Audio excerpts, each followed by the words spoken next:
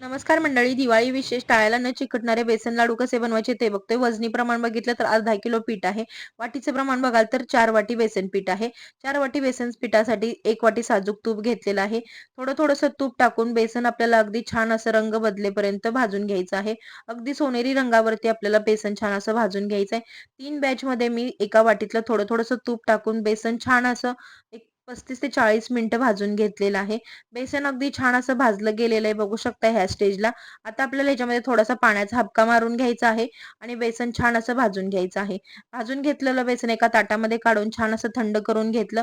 थंड झाल्यानंतर आपल्याला ह्याच्यामध्ये पिठी साखर टाकून घ्यायची आहे. अर्धा किलो बेसनसाठी इथे मी 2 वाटी पिठी साखर घेतलेली आहे. पिठी साखर टाकून छान असं व्यवस्थित असं मिक्स करून घ्यायचं आहे आणि आपल्याला आवडीच्या शेपमध्ये लाडू मस्त असे वळून घ्यायचे. तर अगदी छान असे गोल गरगरीत आणि टाळ्याला न चिकटणारे हे बेसन लाडू इथे तयार आहेत. रेसिपी आवडली असेल तर नक्कीच चॅनलला सबस्क्राईब करा.